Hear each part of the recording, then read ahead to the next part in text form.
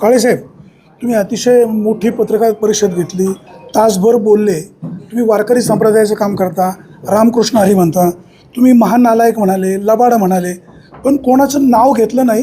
तुम्ही हे सगळे आरोप कोणावर केले? माजी आमदारावर केले. अच्छा, माजी आमदार तर अनेक जण होते. माजी आमदार दिलीप मोहितेंबद्दलच ही पत्रकार अच्छा, परिषद. दिलीप मोहितेंबद्दल. हो, आता तुम्ही जो ऑडिओ वाजवला तो कोणाचा आहे, त्यांचाच आहे असं आम्ही व्हेरिफिकेशन करू शकत नाही. जो काय असेल तो असेल. तुम्ही मगाशी म्हणाले दिलीप मोहितेंनी खूप मोठी प्रॉपर्टी मिळवलेली आहे. तुमची प्रॉपर्टी आमदार होण्यापूर्वी जेवढी होती तेवढीच आहे का वाढली?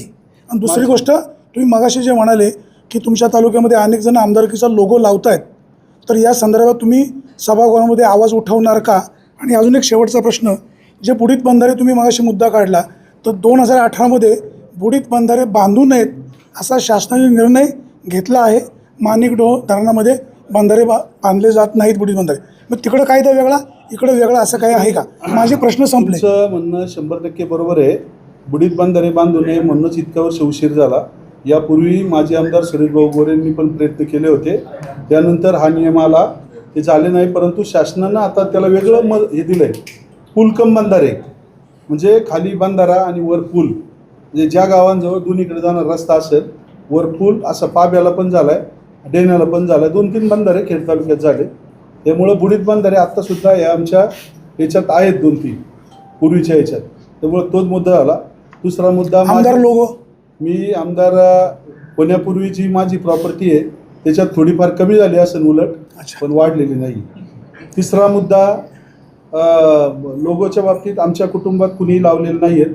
हे जुन्या माझी ज्यावेळेस आमदार होते तेच लोगो, यांचीच लोक अजून. कारवाईची मागणी करणार का? कारवाईची मागणी यापूर्वी पण मी केलेली आहे आणि तशी कारवाई काही पोलीस स्टेशन यंत्रणेने केली पण आहे. आणि ही सगळी पत्रकार परिषद माजी आमदारांच्या विरोधातच आहे. आणि ते जे 2-3 बगलबच्चे बोलले त्यांच्या विरोधात, ते जे चुकीचं बोलले त्याला फक्त उत्तरं दिलेत. प्रत्येक उत्तर मी पुराव्यानिशी दिलेलं आहे.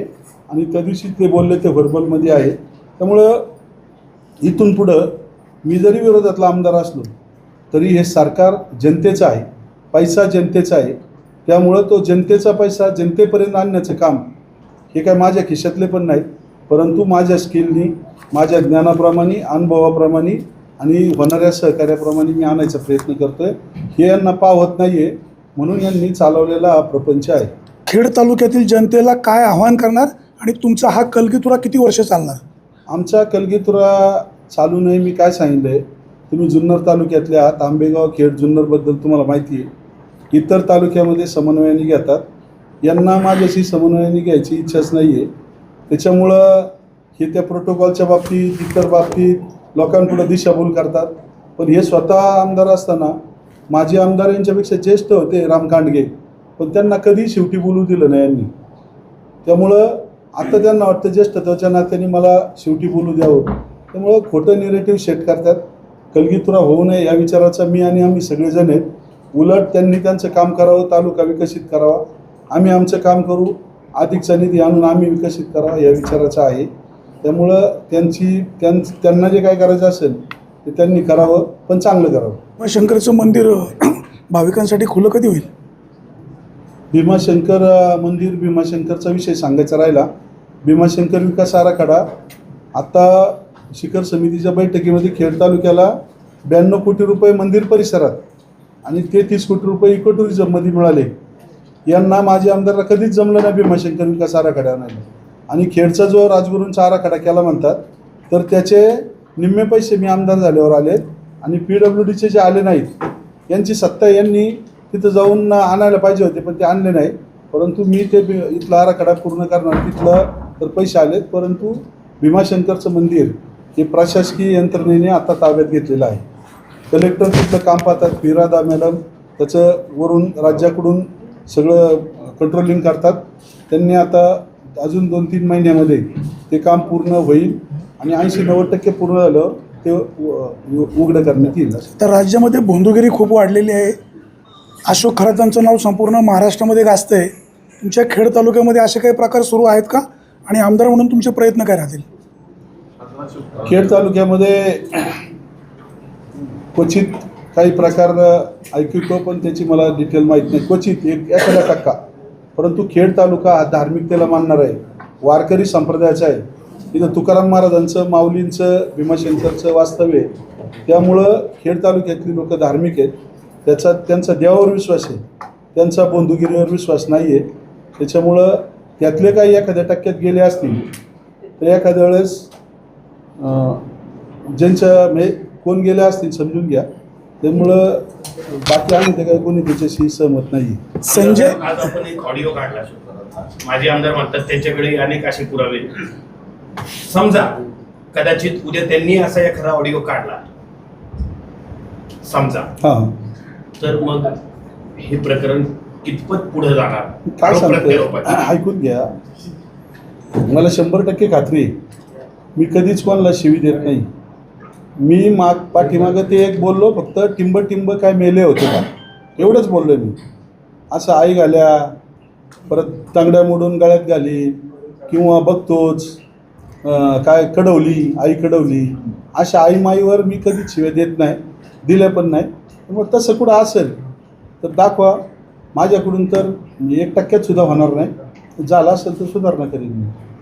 कारण मला तालुका चालवायचा आहे. लोकांनी माझ्याकडे पाहून, पक्षाकडे पाहून आणि कामावर पाहून आणि हे मला पुढे दिले आहे. त्यामुळं माझ्याकडून जर काही चूक होत असेल, जनतेने दाखवलेल्या चुका मी नक्की सुधरेल. परंतु ह्या शत्रूकडून दाखवलेल्या चुका त्या फक्त राजकारणासाठी असतील, तेवढं तुम्ही समजून घ्या. साहेब, संजय गायकवाड मध्यंतरी त्यांनी जे वक्तव्य केलं ते आपण सगळ्यांनी ऐकलेलं आहे. आमदारकीच्या खुर्चीवर बसलेले हे लोक का बिघडतात, अर्थात तुम्ही वगळून? मला बाकीच्यांबद्दल काय म्हणायचं नाही, परंतु आमदार म्हणून खुर्चीवर आल्याच्या नंतर मला नक्कीच जबाबदारी कळते की लोकांची कामं केली पाहिजे. आपण पूर्वी ज्या आधारावर निवडून आलो त्याच आधारावर परत पण समाजात राहिलं पाहिजे, एवढं कळतं. त्यामुळं समाजासाठी आपण काम करतोय. कोण बाकीचं काय करतं याच्याशी काय आपल्याला बोलायचं नाही.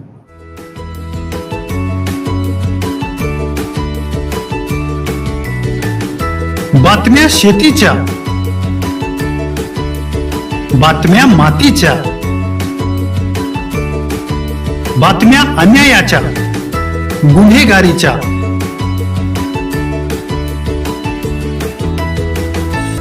राजकारणाच्या आणि समाजकारणाच्या, शोषणाविरुद्ध बुलंद आवाज, जनसामान्यांच्या हुंकाराची गाज, सत्कार्याला प्रोत्साहन, दुष्कृत्याला अनुशासन, निर्भीड, निस्पृह, सडेतोड, बेधडक आणि रोखटोक म्हणजेच विघ्नहर टाइम्स. शोध बातमीचा, ध्यास सत्याचा. आपलं चॅनल, आपली बातमी. सबस्क्राईब तर कराच, पण बेल आयकॉनवर क्लिक करायलाही विसरू नका.